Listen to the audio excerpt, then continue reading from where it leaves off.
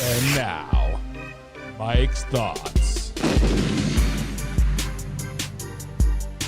Sometimes, guys, in the NFL world, you just have to understand that everything is not the way it seems to be. Sometimes change happens. Sometimes you have to make changes to achieve the same success that you did in prior years. Dan Campbell, right now, is out there speaking, hyping up the Detroit Lions. Dan Campbell says, hey, the loss of Ben Johnson and Aaron Glenn isn't going to affect us moving forward. Detroit Lions fans, you guys need to have a realization with yourself. You need to understand that Ben Johnson and Aaron Glenn were both very, very good coordinators. I'm not saying Dan Campbell does not know the X's and O's. I am not saying that Dan Campbell is not an excellent hype man. I am not saying that Dan Campbell does not have the biggest testicles you've ever seen in your life going for it on fourth down over and over and over again. But to assume that you're going to have the same success, doing the same thing, doing the same things you've done the past 3 seasons in 2025, you need to slow it down. Dan Campbell come out and says the players are the ones who make it. It is what it is. He's saying Ben Johnson wasn't it. Aaron Glenn isn't it. Hell, he's even saying he is not it. He's saying it is all the players. Now, you can have the best players in the world. You can have Patrick Mahomes. You can have Tyreek Hill. You can have Devontae Adams and Saquon Barkley and King Henry and Lamar Jackson and the rest of the great players across the NFL landscape. But if the coaching does not put in a good scheme to exercise their abilities, if the coaching does not put them in right situations to exercise and be successful, you can have all the talent in the world, you're going to fail. Look at the Dallas Cowboys. So Dan Campbell, just understand that, yes, it does suck that you lost Ben Johnson and Aaron Glenn, but do not assume that you're going to have the same amount of success that you have in the years past. Do not assume that it is all peaches and cream over there. You guys got a lot of work to do this offseason. Cue that intro. Are you ready for the best damn NFL show on the planet? Man Hour Nation, rise up. Yeah, hey, let's go. Hitting that gridiron, we going hard, we running the plays. You know the vibe, only the strong survive. Gotta keep your head in the game. Talking NFL, uncut, straight raw. Steady bringing that sauce. We about to take off. Get it hype, this man, our sport talk. Yeah, from the quarterback to the lineman. Everybody bringing heat. You don't really want to try them. Hey, who gon' win? It's a battle of the giants. This show is the flyest. Nobody can deny it. This is Man Hour. Sport Talk. Man Hour. Sport Talk. What team you reppin'? We keep it interesting. Who caught another down? Who got that interception? This is Man Hour. Sport Talk. Man Hour. Sport Talk. What team you reppin'? We keep it interesting. Who caught another down? Who got that interception? Let's go. What is up, Man Hour Nation? Michael Buckeyes here with the Man Hour Store, the manhourradio.com, guys. Check out the merch as or check the blog section as well. But most importantly, guys, if you're watching us over here on YouTube.com or Facebook.com or X.com, hit the share button, hit the retweet button, but hit the reaction. Do you like it? Do you hate it? Give us a like, give us a thumbs down. Let us know how we're doing over here at manhourradio.com. Guys, this is a live interactive show. We do try to get all of the comments. I do see all the comments, but we got a great show for you lined up, guys. It is Tuesday, April 8th. Happy birthday to my doggy McGraw. He turns 12 today. Well, we're going to talk about the rebuild of the Las Vegas Raiders. We're going to see what the Las Vegas Raiders need to do this offseason to be great, or are they there? Head coach, 49ers head coach, says CMC is healthy, but we're still going to draft a running back. Is CMC the most overhyped running back of all time? Let's talk about that. And Sam Darnold, a perfect fit in Seattle, says Mike McDonald. We'll be talking about that. Then we got overreaction, NFC South edition. We got Falcons, Panthers, Saints, and Buccaneers.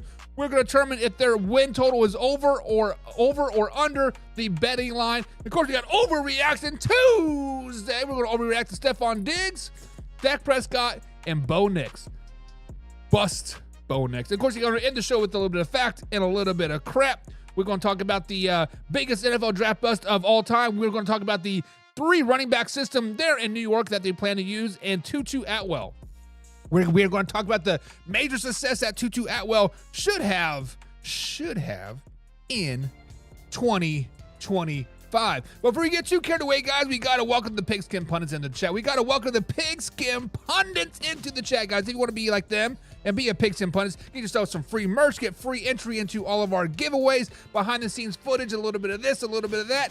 Guys, click on the subscribe button or the member tab below. Bada bing, bada boom, $4.99 a month. You get to become a Pigskin Pundit, just like my man, Old Man River. He says, what up, Buck? What up, what up? What's up, Old Man River? Hope you're having a good old day up there in beautiful Michigan, right? Michigan.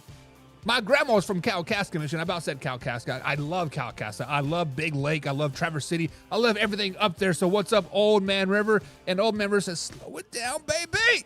He says, Buck, don't you worry about my Detroit Lions. Don't you worry about my Detroit Lions because they're still winning the North, baby. Pigskin Pun. Get you some. Old Man River, you need to slow your roll, my man. You need to slow that roll. Because understand that the Detroit Lions are in a world of hurt, baby. Understand that the Detroit Lions' reign of terror in the NFC North is over.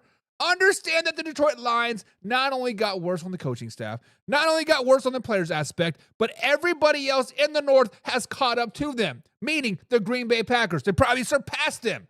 Minnesota Vikings, they've surpassed them. Hell, the Chicago Bears are knocking on the doorstep right now. Hell, the Chicago Bears might be in the Detroit Lions house right now saying, hey, did you forget about us? No, we did not forget about you all, the Chicago Bears. But, Old Man River, I love your optimism.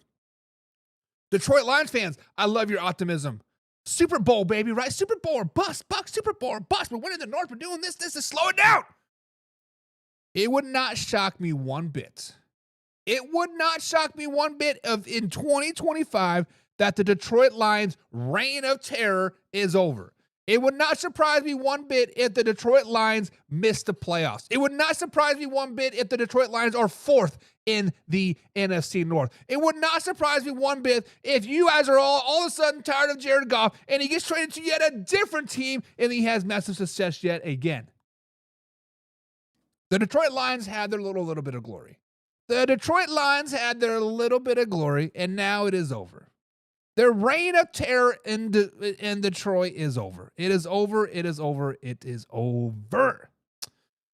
All right, guys. Old Man River says, I will take that bet.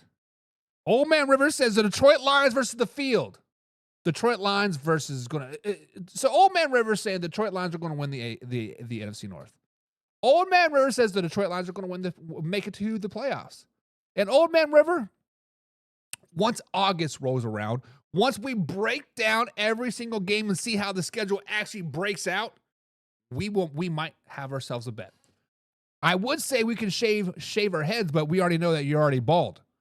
I would say we can say, who's your daddy in the chat like 15 times, but you already know that I am your daddy because I did this to your mama, right?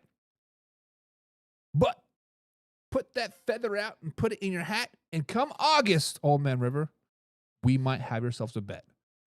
We might have yourself a bet, baby. Let's go. But guys, let's get started into today's show. And let's talk about those old, mighty Las Vegas Raiders. Let's talk about how they need to improve in 2025. Let's talk about how maybe they're already there. Guys, Geno Smith and the Las Vegas Raiders started their off-season workouts today. That's right. April 8th, they begin their voluntary workout sessions. Geno Smith said he will run through a wall for Pete Carroll and his teammates in the opening press conference of today. Now, guys, Geno Smith did sign a 2-year, $86 million extension with the Las Vegas Raiders earlier last week. But what do the Raiders need to do in this NFL draft to make the playoffs in 2025? Or are they already there?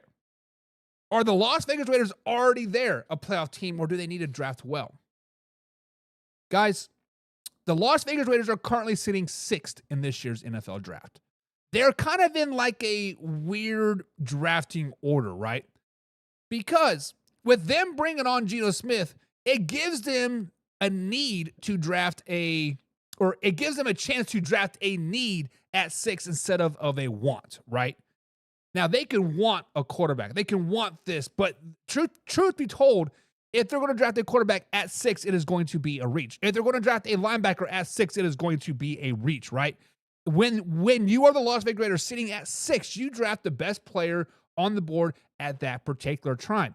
Geno Smith did a great bringing on Geno Smith gave you the ability to do that. So first things first, point for Las Vegas Raiders for making a move like Geno Smith, bringing him in, trading him for the second round pick, right? And then signing him to an extension. At first I was like, what has he done? But reading the contract, they can opt out it after the first year, and like everything is knowing and void. But let's just be honest.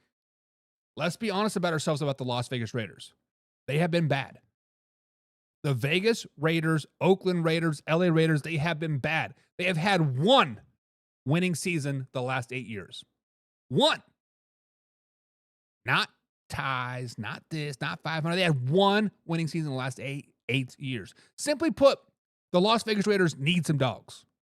They need linebackers. They need safeties. They need running backs. They need playmakers on their team, period. So, in this year's draft, they need to draft a running back and a receiver. Their first 2 picks off of the board need to be a running back and need to be a receiver. Now, obviously, if Abdul Carter drops down to at 6, right? Draft yourself some Abdul Carter, right? But if Gentry is there at 6, draft his ass. If Travis Hunter is there at 6, draft him. Draft the best player off of the board because they're nowhere close to the playoffs in 2025. The Raiders are nowhere close to the playoffs in 2025 as currently standing.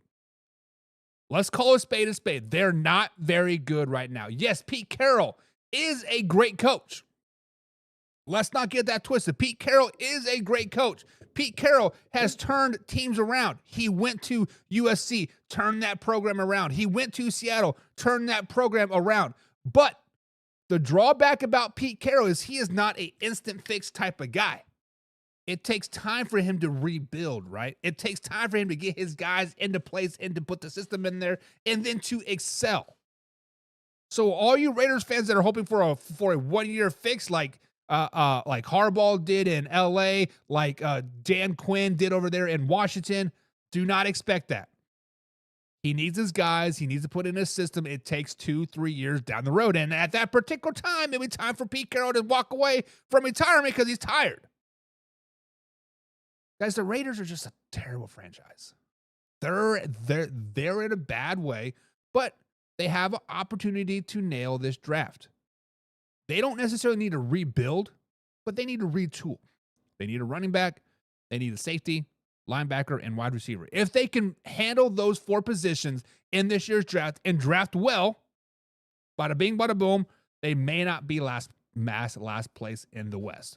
But if they miss on a running back, if they miss on a receiver, long season.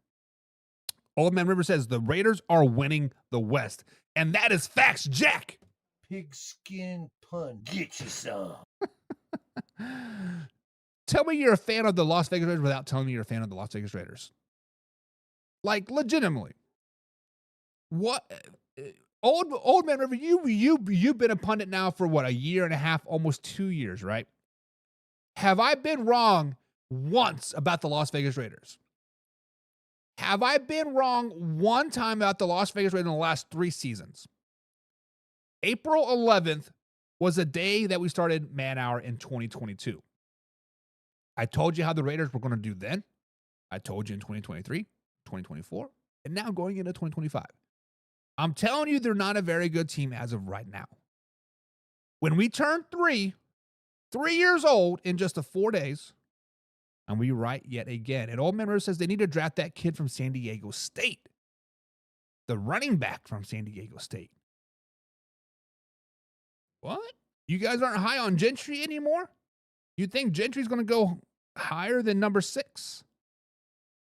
I mean, I do like the kid from San Diego State and Ohio State. They're both really, really good good running backs. But if Gentry's there at 6, you take Gentry. Or if you want to wait till the 3rd round, you can take the kid from Arizona State, Mr. Quadzilla over there. That is who you really want to take. Oh, man. River says, Devin White and the linebacker from Pittsburgh, linebackers are tight. No, they're not. Linebackers are your weak spot. Losing Diablo and Splaney, right? That hurts. That hurts a lot. And Old Man River says your hater side is showing. My hater side is definitely not showing at all. Like, I don't see how I'm being a hater at all. I'm speaking facts. The facts of the matter is that they're not very good. The facts of the matter, they need a linebacker, receiver, running back, and a strong safety. Hell, the facts of the matter is they might need a defensive end as well, because Max Crosby is going to probably be traded by the end of the season. Holy roller coaster, ghost to post, sea of hands. They're all going to surprise a few. No, they're not. No, they're not. But guys, what do the Raiders need to do in this NFL draft to make the playoffs in 2025? At number 6, they need to draft Gentry. In the 2nd round, they need to draft a receiver. The 3rd round, a linebacker. I don't care who it is. Just the best available receiver, best available linebacker, and then the best available safety. And then bada bing, bada boom, they have a fighter's chance at that particular point. But if they don't, going to be a long, long, long season. Speaking of a long season, Christian McCaffrey. 49ers head coach Kyle Shanahan says that Christian McCaffrey is fully healthy. He's 100%. He's ready to go. No more Achilles tendonitis. He's got that taken care of. He's ready to rock and roll in 2025. However, the San Francisco 49ers will be drafting a running back in the 2025 NFL draft.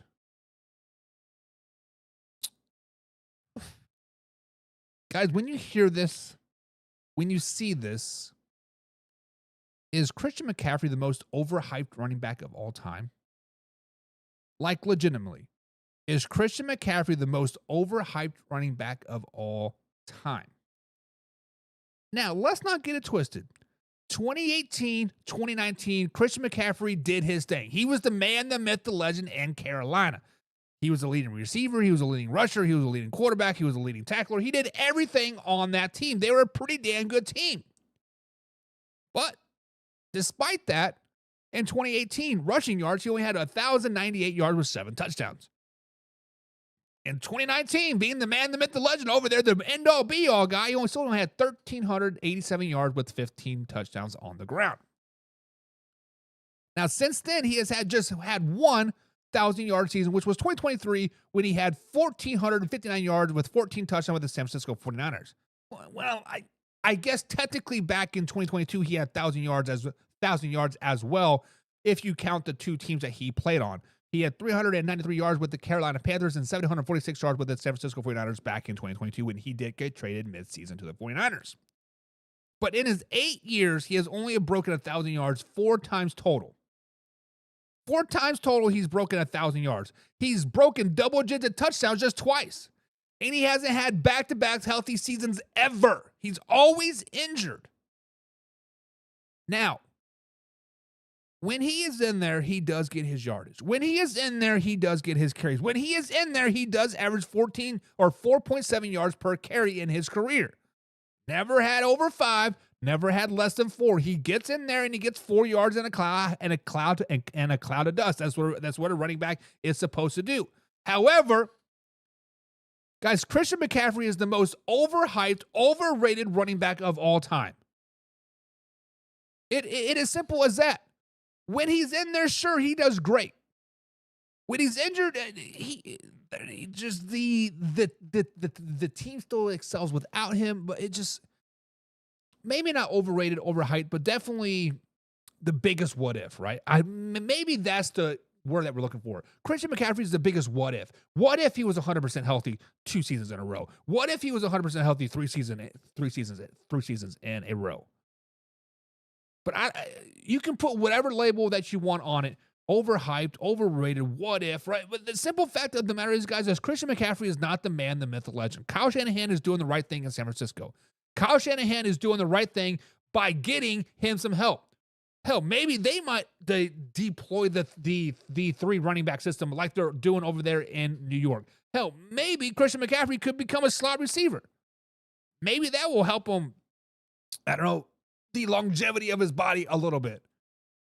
But let me ask you guys this question. Let me ask you this.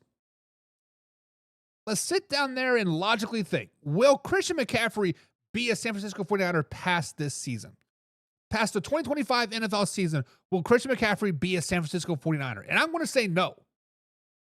If the 49ers are a 500 team come week 7, week 8, you might look for them, try to trade him, try to get some assets out of it, out of him. 3rd round pick, 2nd round pick, something, right? A team that might be struggling in the running back just a little bit room. The Dallas Cowboys, for example. Potentially the Kansas City Chiefs. Maybe Isaiah Pacheco isn't quite the man, the myth, the legend. Right? Hell, maybe the New York Jets want a 4th running back over there. It would not shock me one bit if he gets traded this mid season, but he definitely won't be on the 49ers roster as of 2026. Once the 2026 NFL season starts, he is gone, baby. He is gone, he's gone. But guys, let me ask this question. Is Christian McCaffrey the most overhyped running back of all time? I got to say yes. Old Man River says he has skills, yes, but he's injured a lot. He has a great year. That first year in San Francisco, the first full year in San Francisco, he had 1,400 yards, the most of his career, balling out, comes back the next season, double Achilles tendonitis. Have you ever heard of first of all, have you ever heard of Achilles tendonitis ever? I never heard of double Achilles. And then he goes to like Europe or Germany or something and doing some ayahuasca or whatever with like Aaron Rodgers. Like what? Jesus. Old Man River says yes, he's definitely overhyped. I concur with that 100%. But guys, before we get too much further in today's show, we have to give a huge shout out. To Dubby Energy Drink, guys, right? I've been drinking Dubby now for about 2 weeks, and I love every aspect of it. As you guys know, I am a huge energy drink guy. I drink Monster, I drink Ghost, I drink Rockstar, Red Bull. I love the taste of energy drinks. I don't need the energy drinks, I just love the taste of them. But Dubby Energy, guys, right here, the one that I've been drinking lately is Cali O Cream. This is a jitterless energy blend that roughly equals out to about 83 cents per energy drink. If you guys are like me, I drink 2 or 3 energy drinks a day. Because, hey, when they're 3 for $7, you got to buy 3. You can't leave them hanging out. You got to drink those bad boys. But, guys, this gives you, 30 servings? Yep, it is 30 servings per container. 1 scoop, 12 ounces of, like, water, bada bing, bada boom. It is a coffee extract. It is a good energy drink, guys. It is good. It tastes good. It's healthy for you, and there's no jitter and there's no crash at the end. So beautiful thing, guys. So Dubby energy drink, Dubby.gg, link is in the description below, guys. Use promo code manhour to save yourself 10%. Actually save yourself 30% until the end of the week. If you guys are interested in trying it, head over to Dubby.gg, promo code manhour, and get you guys yourself some good energy drink, right? Definitely some good energy drink. All right, guys. So let's move on and talk about the Seattle Seahawks. It is weird seeing Sam Darnold and a Seattle Seahawks in the same. It just quite hasn't jived with my body yet. It hasn't jived with the mouth yet, right? But Seahawks head coach Mike Macdonald is excited to work with the energized Sam Darnold, and he says, and I quote, he is going to fit right in Seattle. When we think of Sam Darnold, guys, is he a perfect fit in Seattle? Does Sam Darnold instantly go into Seattle and make them better? 2025 or 2024 NFL season, guys, Sam Darnold was a top 5 quarterback. There is no denying it. He had top yardage with 4,319 yards, top touchdowns, top 5 touchdowns, 35, but he did have 12 huge interceptions and was a no-show in 2 or 3 really, really big games for the Vikings in last season. Week 18 game versus the 30 Detroit Lions, and of course the wildcard game versus the LA Rams. Sam Darnold was a big game no-show, basically. But prior to last season, guys, when he had his 4,319 yards, he only had one season over 3,000 yards passing, which was back in 2019 when he was with the Jets, when he did that throw for 3,025 yards, 19 touchdowns to 13 interceptions. In his 7-year career, he has only had 2 seasons where he did not have double-digit interceptions, which was 2022 when he was a third-string quarterback in Carolina, and then he had 3 interceptions back in 2023 when he was a backup for the San Francisco 49ers to Brock Purdy. Now, I bring up those stats because Mike Macdonald, seems like a type of coach that really wants to control the clock. We didn't really get a good expectations or a reality of what Mike wanted to do in Seattle last season, but I think he is a run ball, control the clock, let the defense win the game type of head coach, because he does have a very large defensive background, right? He was a defensive coordinator for the Baltimore Ravens before he got the head coaching job in Seattle. And oh, by the way, the Ravens had one of the best defenses in the NFL underneath him the last 2 seasons prior for him going to Seattle. He held teams just under 19 points when he came back in 2022. And then the following season, he held teams to even less points, to 280 total points for the whole season. And he even held the Kansas City Chiefs to under 19 points in that AFC Championship game back in 2023. Now, when you look at the Seattle Seahawks, the offense is just a true wild card at this point, right? They are seems like they're cutting out all of the old regime. If you were under Pete Carroll, if you touched Pete Carroll, if you like Pete Carroll, you were out. Tyler Lockett cut. DK Metcalf traded, right? The running back room still does have Kenneth Walker III and Jack Charbonnet, and the defense still has a few holes in it, but they're hoping to address those a lot this offseason and, of course, the NFL draft. But, guys, Sam Darnold, I would anticipate is going to have a reality check in Seattle in 2025. I anticipate Sam Darnold being a 15th, 16th, 17th ranked quarterback in the NFL in Seattle in 2025. I'm not saying that to be foul. I'm not saying that to be a Debbie Downer. I'm not saying that to say that Sam Darnold is an overrated, just had a excellent season because Kevin O'Connell, whatever, yada, yada, yada. You can take all those words and you can read between the lines, but the point of the matter is that the Seahawks are a true wild card team. You don't know what you're going to get from Seattle Seahawks from week in, from week out. 1 week with Geno Smith and DK and Najibba and Tyler Lockett, they're putting up 30, 40 points. And then the next week, they can't get out of their own way. They're getting 110 total yards. Now, maybe Sam Darnold will help level that out. Maybe cutting DK and Tyler Lockett will level that out. Bringing in Cooper Kupp, bringing in MVS, elevating Jackson Smith, Jidba to number 1. Maybe that will all balance that all out. Maybe. But, excuse me. But Sam Darnold is not a perfect fit in Seattle. Sam Darnold is not a game managing type of quarterback. I think that's what Mike Macdonald wants to do in Seattle, and I don't think Sam Darnold is going to be able to fill that role. It seems like every time that the Sam Darnold and the Minnesota Vikings got complacent in 2024, he would end up shitting away the game. Throwing some interceptions, making some bad decisions, don't know what to do with his hands. Like Ricky Bobby in the first interview, I don't know what to do with my hands. If you're first or last, shake and bake me, I don't know what to do with my hands. But maybe Sam Darnold has gotten a little experience. I mean, he is going into his 8th NFL season. He is now, 27, 28 years old. Still fairly young.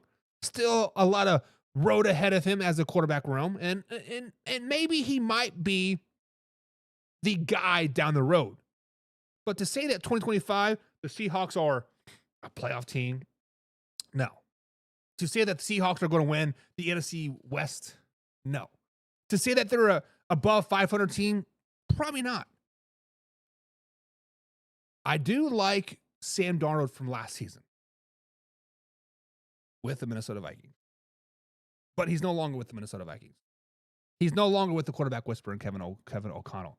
He is no longer with those people, right? Sam Darnold is going to have an epic failure in 2025. The Seattle Seahawks are going to have an epic failure in 2025. They're going to go through a lot of growing pains in 2025.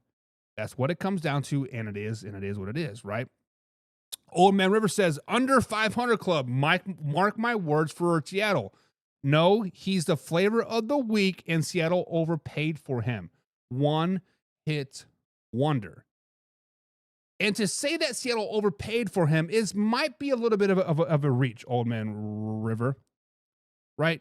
It might be a little bit of a reach because we saw what the Las Vegas Raiders paid Geno Smith. Would you say that Geno Smith is better than Sam Darnold? I mean, they pretty much got the same exact contract in the end. But I can see what you're saying. We got a new name over here in the chat today. We got my man Charlie Bondots. Looks like he's an Eagle fan. He is a new member here, guys. So give him a big old man hour welcome. What's up, Charlie? And he says, let me ask a question. Is the Eagles better or the Kansas City Chiefs better?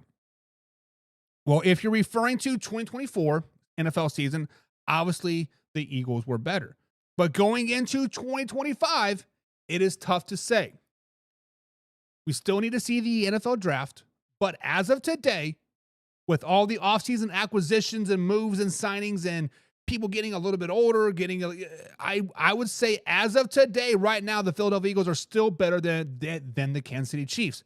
However, if the Chiefs can get a safety and a linebacker in this year's draft that is game changers, they will overtake the Philadelphia Eagles.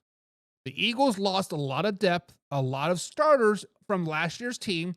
They went out and got their money, right? That's basically what happens in the NFL. You go get your ring, and then you go get your money, right? That is just what it is.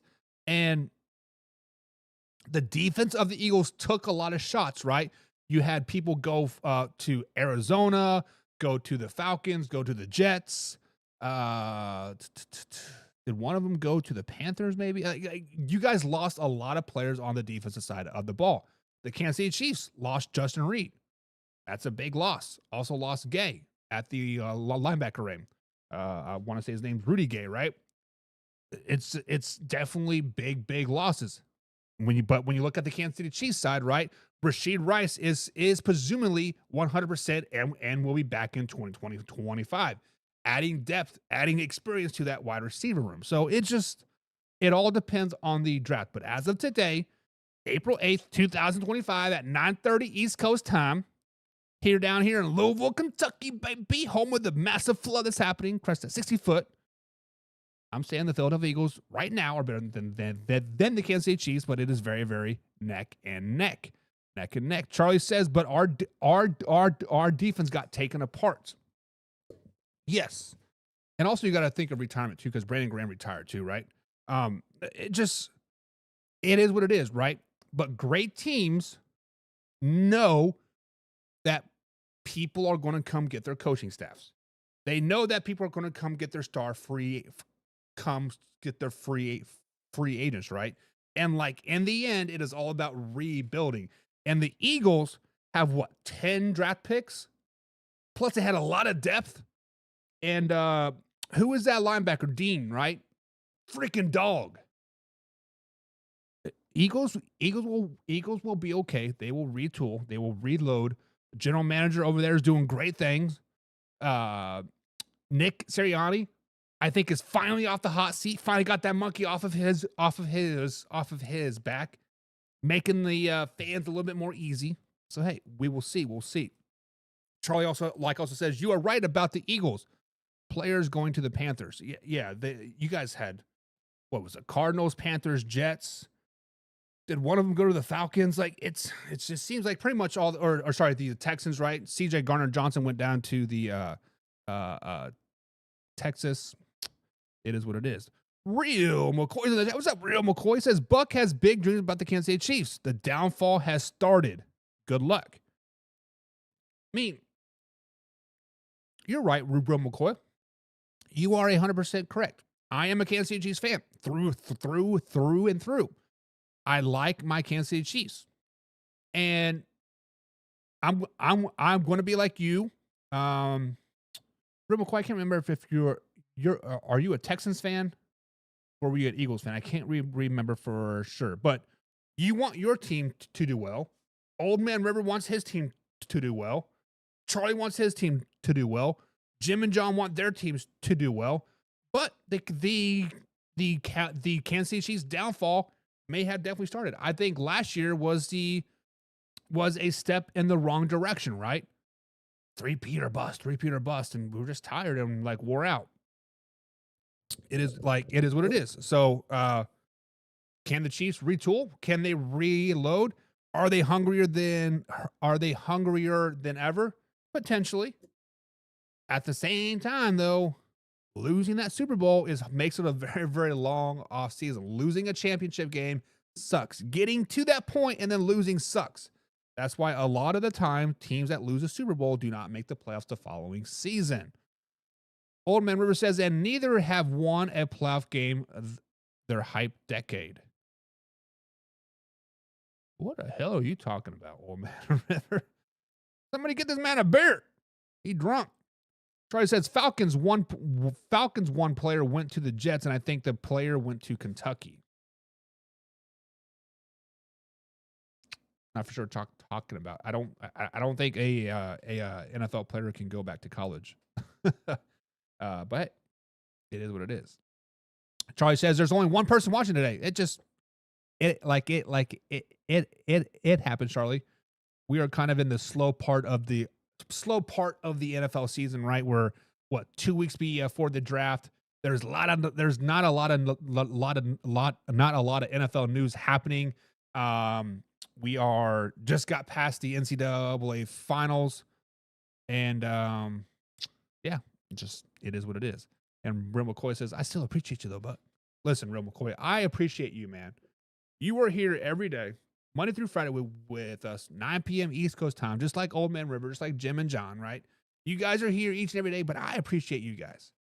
You guys are here. Let me get the stumbling, rambling buck out like out here just to like talk and yada, yada, yada.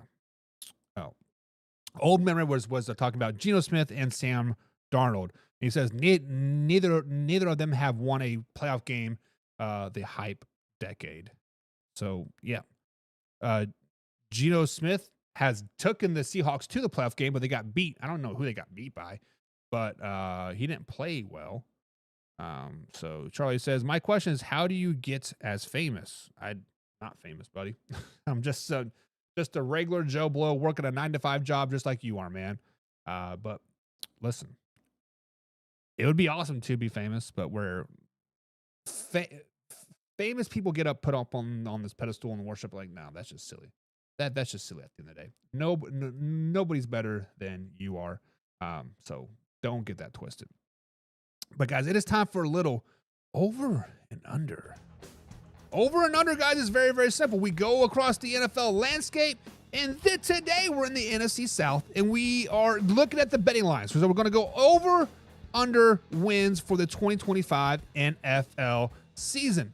So let's go ahead and start off with the one and only Atlanta Falcons, guys. The Atlanta Falcons in the NFC South went 8-9 last season. They finished second in the AFC South, but they ultimately did missing the playoffs. After, let's not forget, first half of the season, what they're 4-2, 5-2, Super Bowl. They beat the Buccaneers in like 2 times in 3 weeks. Kirk Cousins threw for 500 yards on Thursday Night Football. They were on top of the world. They were doing amazing things. 5-game losing streak. Kirk Cousins gets benched and a freak injury comes out, and bada bing, bada boom, they ultimately end up missing the playoffs.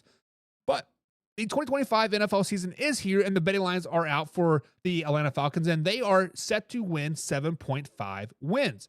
So, guys, when we look at the Atlanta Falcons, 7.5 wins, are we over or are they under 7.5 wins on the 2025 NFL season?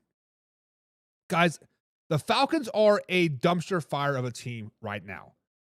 People are starting to praise Michael Penix Jr. when he has played decent against two or three very, very bad teams in 2024, right? let's just be honest, the Falcons are not a very, very good team. They have good pieces, they have good parts, but I'm not foreseeing if Raheem Morris is their coach of the future. I'm not for sure if Morris is the true rah-rah guy. I'm not for sure if Morris is the guy, the right fit for the Atlanta Falcons moving forward. But when you look at their schedule, right, of course, they do play the Panthers twice, they play the Saints twice, and they play the Buccaneers twice because they are in their division. But the rest of the schedule, like at home, they play the Rams, Seahawks, Bills, Dolphins, and the Commanders. And then the away games, they play the Cardinals, 49ers, Patriots, Jets, Vikings, and Colts. That is tough, right? That is tough. I do think that they split with the Buccaneers this season. I do think they split with the Saints and split with the Panthers. I think they're all splitting the NFC South this season. So that is 3 wins right off the bat. So we're looking for 5 more wins. Are they beating the Rams? No. The Rams are the best team in the NFC. The Rams are probably going to go to the Super Bowl. The Rams are a very, very good team. Now, they do play them at home. It could be a Thursday night game, whatever, yada, yada, yada. It's to determine that down the road. But right now, they're not beating the Rams in my book. I don't think they're going to beat the Seahawks either. Seahawks always seem to travel to the East very, very well. They're not beating the Buffalo Bills. They are not beating the Miami Dolphins at home. Miami Dolphins in a clean surface with Tua and Hill and those guys doing speed things. It's gonna be a tough game. They're not beating the Commanders either. Now, 3 home wins total, that is tough. So I'm going to give them 4 wins coming out of that home stretch, right? So we're looking for about 4 more wins on these away games. Are they beating the Arizona Cardinals on the road? I don't think so. I think the Cardinals are going to shock a lot of people again this season. They might beat the San Francisco 49ers, depending on the Brock Purdy health issue, right, with the elbow injury and CMC injury. They will beat the Patriots. I think they will beat the Jets. Not beating the Vikings, but they will beat the Colts. So that puts them right about 6-7 wins on this particular season. So we're definitely going under. If I'm a betting man, which sometimes I am, sometimes I'm not, you guys can go to BetUS and use promo code ManHour. They'll match up to $100 on your bets. But 7.5 wins over under for the Atlanta Falcons. I got to go under. I don't have faith in Michael Penix Jr. yet. I don't have faith that Kirk Cousins will be an Atlanta Falcon come past draft night. I don't have faith that Kyle Pitts will be an Atlanta Falcon come draft night. Kyle Pitts might get traded off to the Kansas City Chiefs for that first round overall pick. You guys heard it here first. Kyle Pitts to the Chiefs for a first round pick on draft night. It just hearing some rumblings, hearing a few things, a few inside sources, a little bit of Chiefs shows that I'm a part of on the Believe Sports Network. Just do not be surprised if that happens. But guys, in the comments below, over under 7.5 wins for the Atlanta Falcons. Old Man River says that they're going to be right at 7. 7 to me as well. Old Man River seems to be about the right number. 7 seems to be about the perfect number for that. So Old Man River is saying under. Real McCoy says Atlanta will only get 5 wins if they're lucky. And Real McCoy, to be honest, thinking about it, splitting the division straight down 3-3, that might be a little bit of reach as well, right? Now, I don't think the Saints will be. I think the Saints is a safe split. I think the Buccaneers play the Falcons well, which they might sweep this season. I don't know. But the Panthers. Guys, the Panthers are a true wild card. The Panthers are a team that might come up and shock a lot of people this season. So I think we're all kind of in agreement. I think we're going under. Charlie says, who is your favorite team? The Kansas City Chiefs are my favorite team, my man. Kansas City Chiefs. Next up is we have the Carolina Panthers. Speaking of those sneaky good Carolina Panthers, they did finish 5-2 last season, which was 3rd in the NFC South. They missed the playoffs, but Bryce Young started to play a lot better after getting benched the second half of the season. He had 3 or 4 really, really good games to end the season. As of right now, the betting lines on bet.us, promo code ManHour, is 6.5 wins for the Carolina Panthers in 2025. So, guys, Carolina Panthers, 6.5 wins, over, under for them. Now, the Panthers, much like the Falcons, are a team that I'm very confused about, right? I want to buy into the hype around the Carolina Panthers. I want to expect that Bryce Young is going to have a better season, right?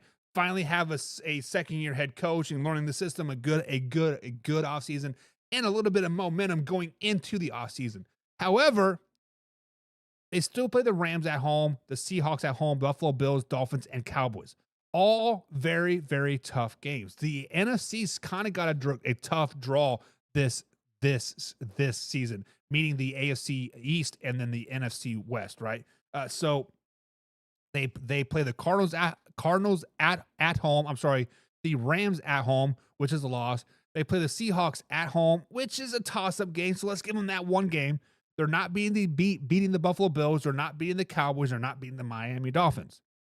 One home game as of right now. Then on the road, they play the Arizona Cardinals. No. Play the 49ers. No. Patriots, let's give them that one, right? Jets, let's give them that one. Packers, Jaguars, no and no. So right now we're sitting at three wins. Already had them beating the Falcons once, splitting with the Falcons. I do not think they beat the Saints, and I do not think they beat the Buccaneers. So there's 4 wins. So over under 6.5, I am saying under. I am saying under just because I do not have faith. I mean, like, they remind me so much of the Las Vegas Raiders last season, right? Raiders had a very good opportunity to be a good team, but their schedule last year sucked. Same thing with the Chicago Bears. Very, very tough schedules. And honestly, the Carolina Panthers do have a tough schedule. Luckily for them, they do play the Rams, Bills, and Cowboys all at home. Potential trap games, yada, yada, yada, but I got to go under. 6.5 wins for the Carolina Panthers guys in 2025. Over, under, I got to go under. And Old Man River says 5 wins. He's going under.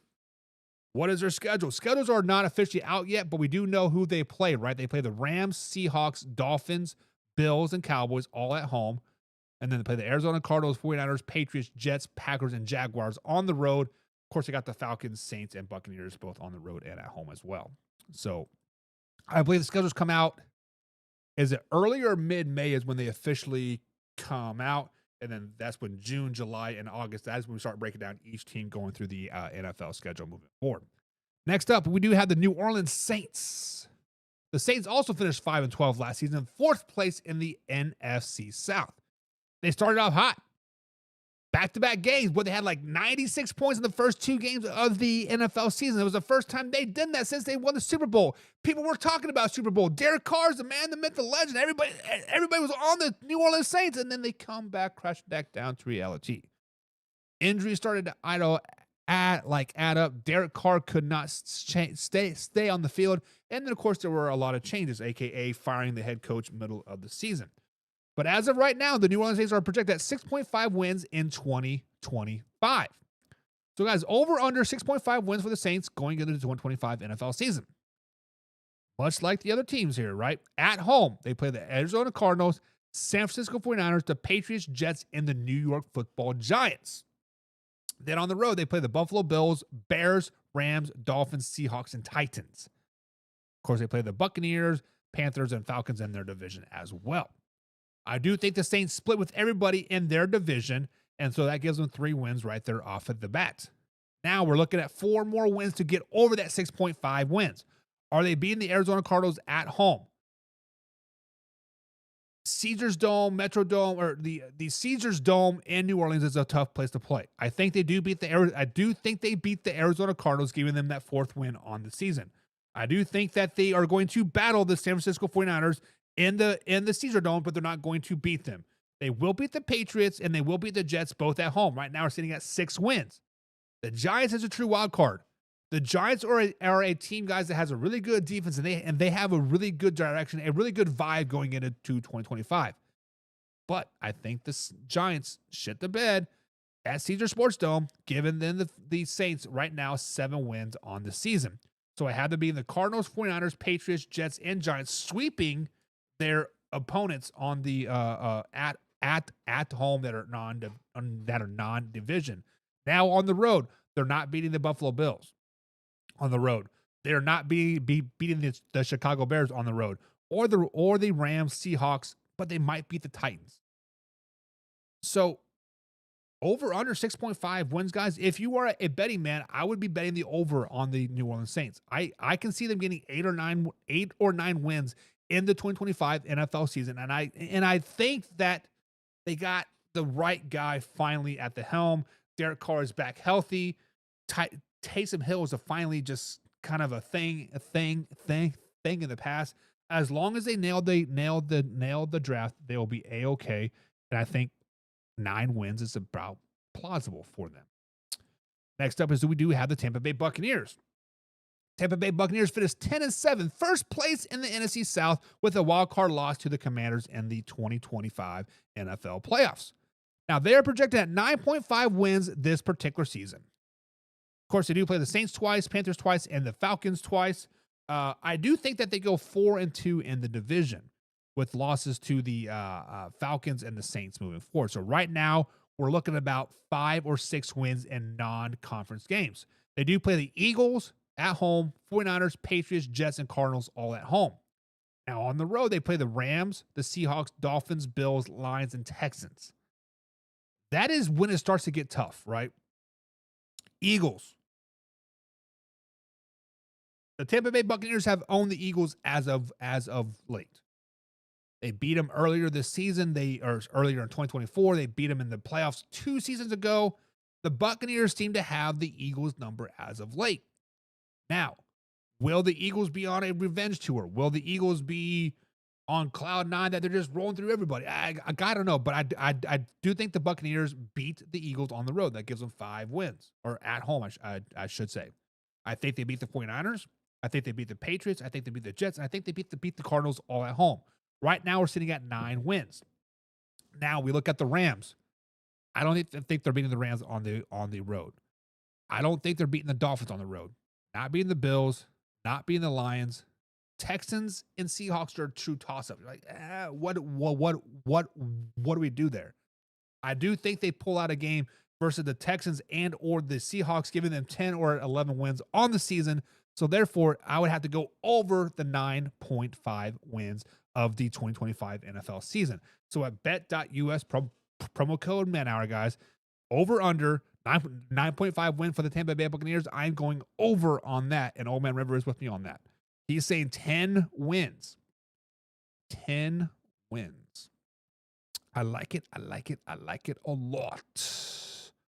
All right, guys. It's time to overact. It is time for Overreaction Tuesday. Guys, every Tuesday right here on Man Hour, we scour the old interwebs. I see what the people are talking about. I've been making some posts on Facebook, on X, and of course, YouTube.com. I see what the people are getting upset about, and I want to determine if it is an overreaction or an underreaction to the things that I've said or not said, I guess I should say. But let's start off with the very, very top. Let's start off at the top, and let's talk about NFL numbers. Guys, Stefon Diggs came out today saying that he will be wearing number 8 for the New England Patriots in the 2025 NFL season. Guys, is it an overreaction if I say the NFL needs to go back to the old numbering system? Now, those of you that are new to the NFL, there's always new fans coming in, there's old fans leaving, yada yada yada. But the old way of the numbering system back in the day was 0 through 19 was quarterbacks, right? 20 through 49 was a running back, 50 through 59 was linebackers, 60 through 79 was the offensive line, and 80 through 89 was wide receivers. Basically, so if the casual fan were to see number 88, they're like, hey, I expect him to get the ball. If they see number 7, they expect him to be throwing the ball, right? But nowadays, if you are a non-lineman, meaning offensive lineman or defensive lineman, you can have zeros. You can have number 0s to 49 and then 80 to 89. The only reserved numbers are 50 through 79, and that is for offensive linemen and defensive linemen. And even then, defensive linemen can pretty much pick whatever number they want as well because they're fluid in their positions.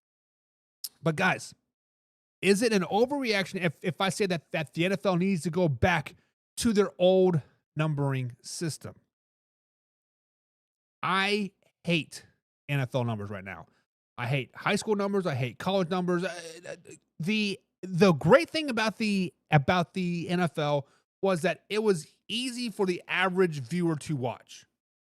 It was easy to watch. Hey, I want to watch number 88 because I know he is going to catch the ball. I know I want to watch number 20 because I know he is going to run the ball. Now you have zeros and ones and twos and threes lining up at the defensive lineman positions, running the ball. Like, you don't know, right? It is hard for the casual fan to really understand what is going on the game when all these numbers are comboggled. NFL, take it from me, because my family is just starting to get into the NFL because my nephew is getting of age playing middle school ball, high school ball, right? And they're starting to understand the game, and they're like, well, why is he wearing 0, but he's a running back? And go back to the old numbering system. It would fix a lot of issues. First of all, who wants to be number 0? Who wants to be nothing? That is just ridiculous, right? Your star players should be the single digit numbers. Your quarterbacks, maybe some receivers, right? But like in the end, go back to the old numbering system. Guys, is it an overreaction if I want to go back to the old numbering system? Let me know. Old member says nope. Gibbs changed his number to 0. So Old Man River says he doesn't want to change the. He does.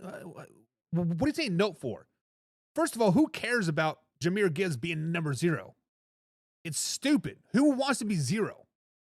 Like, go back to your number 26 or whatever the hell he was, or 23. I don't. Just stop it.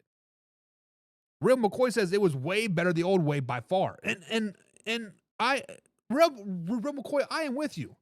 Like, it was nice just looking at the field and generally knowing who was a linebacker, who was a receiver, who was this. Like, it was just nice. It was aesthetically pleasing. It just, I don't know. I'm trying to find the proper words to say, but it was just easy on the eyes. My ADD brain or OCD brain was just like, when I see zeros and I see ones, it's just dumb. It's just dumb. Old Mirror says it's a bullseye on him. I like old school. Good. Old Mirror says like old school. Of course he likes old school. Of course he does. He's an old school man. Overreaction Tuesday, guys.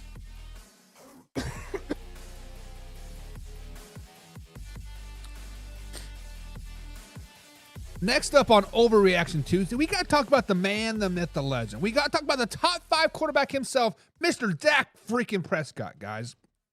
Earlier today on the old Facebook page, facebook.com/manhour NFL talk, I posted that Dak Prescott is 33-8 versus the NFC East in his career, and he is 9-4 versus the Philadelphia Eagles during that same span. Guys, is it an overreaction to say if Dak Prescott was not on the Dallas Cowboys, the general public would accept Dak Prescott as a top 5 quarterback in the NFL? The reason that I say this is because when you look at Dak Prescott's stats, when you look at him play, when you look at him just communicate and talk and just be a man, he is a great quarterback. He is a great person. He is even a better teammate, right? Dak has thrown for more than 3,000 yards every year he has played a full season in. Let me reach that out for you. He has thrown for over 3,000 yards every NFL season he has played a full season in. His worst season to date was 2017, where he had 3,324 yards passing, 22 touchdowns to 13 interceptions. In that particular season, Mr. Clappy Hands himself, Jason Garrett, was his head coach. Let's not get crazy about that. And they still ended up finishing 9-7, despite Dak Prescott having a worst season of his career. Oh, by the way, that was his second year. The biggest knock on Dak Prescott, guys, is his playoff record. That's his biggest knock. But yet he is still 2-5 in the playoffs. And when you look at active quarterbacks in the NFL, active currently playing quarterbacks, he is 13th on the playoffs wins list. C.J. Stroud and Jaden Daniels both have 2 wins. Lamar Jackson has 3. Brock Purdy has 4. Stafford has 5. Jared Goff has 5. Burrow has 5. Hurts has 6. Allen has 7. Russ has 9. And Patrick Mahomes has 17. And only 3 of those quarterbacks have Super Bowl rings, meaning Russell Wilson, Matthew Stafford, and Patrick Mahomes. Guys, Dak Prescott is a top 5 quarterback in the NFL. If he was on the Giants, if he was on the Patriots, if he was on the 49ers or the Arizona Cardinals, the Seattle Seahawks, Miami Dolphins, Carolina Panthers, name any team but the Kansas City Chiefs and the Dallas Cowboys, people would appreciate and understand the greatness that we see with Dak Prescott. He has overachieved his whole career, and he still gets shit on time and time again because he is a Dallas Cowboy. Guys, is it an overreaction if I said that Dak Prescott was on any other team, the general public would accept him as a top 5 quarterback? Let's see what you guys have to say in the comments below. Oh, man, River says pride section of the show. We are not talking about the Detroit Lions. But I know what you're saying. Old Man River says, nope, he chokes under pressure. So, Old Man River, as he is 2-5 in the playoffs, I've seen comments before where Lamar Jackson is an elite quarterback until playoffs times and yada, yada, yada. So Lamar Jackson chokes. Josh Allen chokes. Tua chokes, right? Brock Purdy, you can say he chokes, right? There are a plethora of quarterbacks out there that choke in the biggest moments of the games. Sam Darnold, Kirk Cousins, Joe Burrow, the list goes on and on and on. Really, the only 3 quarterbacks that, quote, haven't choked in big moments are Jalen Hurts, Matthew Stafford, Russell Wilson, and Patrick Mahomes. I misspoke earlier saying 3. There's actually 4 quarterbacks above him that have Super Bowl rings. So, as he does choke under pressure, sometimes, I use that term loosely because he was put in bad coaching situations in those playoff games, but that is his biggest knock. But yet Lamar Jackson does it. Josh Allen does it. Tua does it. Jared Goff does it. C.J. Stroud does it. Jaden Daniels does it. But yet all of those guys are elite. All of those guys are this, and this, right? Come on, man. Come on. Real McCoy says Dak is not an elite quarterback. I agree with that. Real McCoy, I do agree that Dak Prescott is not an elite quarterback. I also think that the term elite quarterback gets thrown around a lot. Just because you are ranked as a top 10, top 5 quarterback in the NFL does not make you an elite quarterback. I think there are only 2 elite quarterbacks in the NFL right now. One of them being Josh Allen and the other one being Patrick freaking Mahomes. Those guys are elite. Those guys are on another level. Actually, I would say Josh Allen is here, and then Patrick Mahomes is way up here. Patrick Mahomes is a game time player, right? He steps up when time is shown. And Old Man River says, and Jalen Hurts after this last Super Bowl. Yes, I forgot to add Jalen Hurts. That is my bad. Misspoke. Old Man River says Patrick Mahomes choked in the Super Bowl. Let me ask you this question. I understand you're trying to troll me. I understand you're trying to get underneath the skin. I understand that you are trying to do whatever you want to get my blood pressure raised. How did Patrick Mahomes choke in the playoffs or in the Super Bowl? That is a question that I want a legitimate answer to. Like, how did he choke in the Super Bowl? Did he choke by putting the ball in Travis Kelce's chest and Travis Kelce dropped it? Did he choke by putting it on D-Hop's 50-foot hands and he dropped it? Did he choke by scrambling around, getting a first down, trying to will his team to get some expiring? And he did not choke. Stop it. Look at his stats. Stats lie to you. Stats will tell you a story that you want to hear or not want to hear. That is what it comes down to. Stats are for the weak-minded. As I just read off some stats. Real McCoy says Patrick and Allen are far above any other quarterbacks in the NFL. We finally agree on something, Real McCoy. We finally agree on something. Next up on Overreaction Tuesday. Guys, Overreaction Tuesday is sponsored by Dubby Energy. Head over to dubby.gg, get yourself some energy drinks, 30 servings. I think that thing cost me about $39. It equates to about 83 cents per serving. 30 servings, get yourself some energy drink. Use promo code MANHOUR to save yourself 30%. Need some dollar bills. Yo, if you're like me, you like some energy drinks, go over to w.gg and get yourself some good old energy drinks that are good for you. But next time on Overreaction Tuesday, the rookie quarterback class from last season is kind of making some names for themselves, right? Like we got Bo Nix, we got Drake May, Michael Penix Jr., and Caleb Williams all started at some point in the rookie season as of last season. Now, guys, is it an overreaction if I say that Bo Nix will have the worst season in 2025 out of those four, meaning Drake May, Michael Penix Jr., Caleb Williams, and, of course, himself? Now, this is a pretty good class. Let's not get that twisted. Let's not get it any straight form, right? Drake May will probably have a successful 2025 season. Caleb Williams will have a successful 2025 season. The biggest wild card is Michael Penix Jr. We don't know what we're truly going to get out of him and the Atlanta Falcons. But let's focus on Bo Nix. Bo Nix had a great rookie season. Let's put our money where our mouth is. Call a spade a spade. Bo Nix had a great rookie season. 3,775 yards passing, 29 touchdowns, just to 12 interceptions, and had a QBR of 93.3 with a 66.3 completion percentage. And honestly, in my eyes, he should have won Rookie of the Year. The only reason why he did not win Rookie of the Year is because the Broncos wins were not, quote, sexy, right? The Commanders and J. Downs were the sexy pick. And for the most part, he was pretty consistent most of the season, averaging about 240 yards passing per game with 2 touchdowns. The highlight of his first season was his first 300-yard game versus the Atlanta Falcons, where he went 23 for 33, threw for 307 yards passing with 4 touchdowns. At that point, kind of started opening the eyes of the NFL. But that season was already half over. Jay Daniels was already doing his thing, right? Now, he did have a bad game versus the Indianapolis Colts to follow up that game, where he threw for 3 interceptions. He also threw for 3 touchdowns in that game, but also did throw for 130 yards. But they won.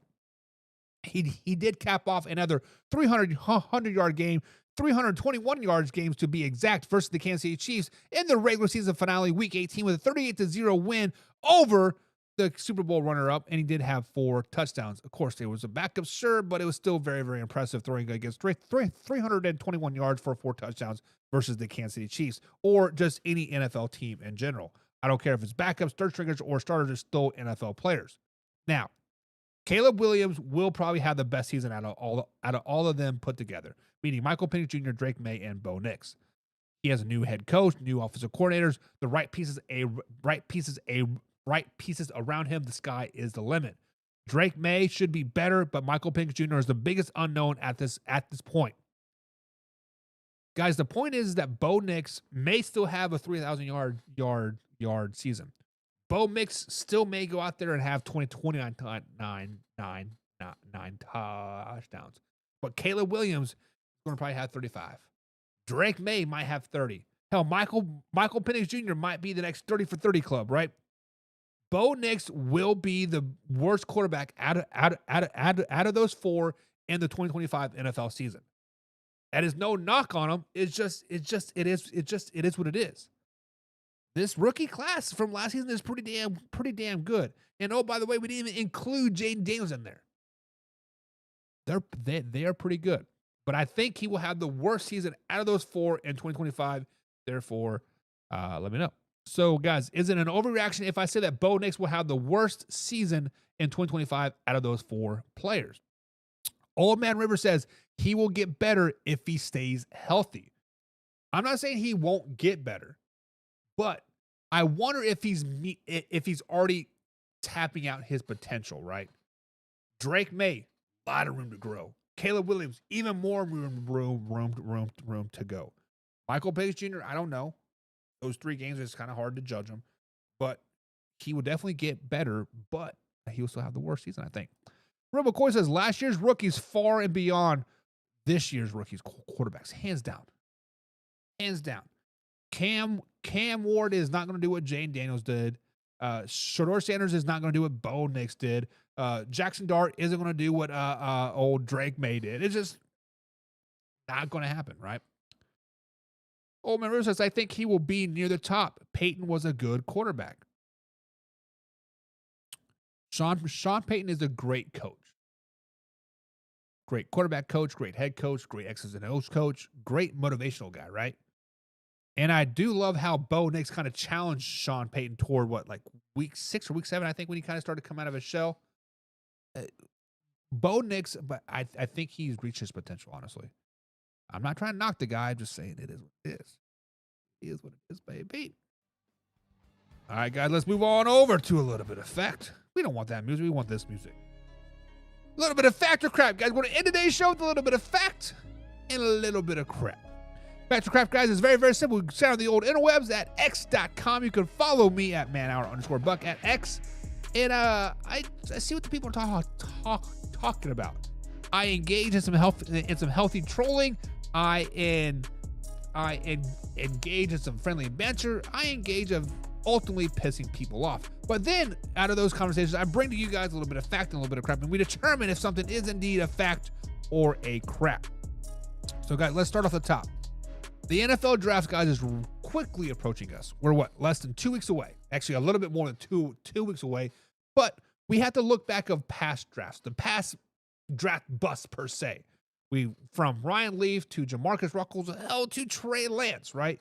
Many of those players have been deemed bust and actually are the biggest bust of all time.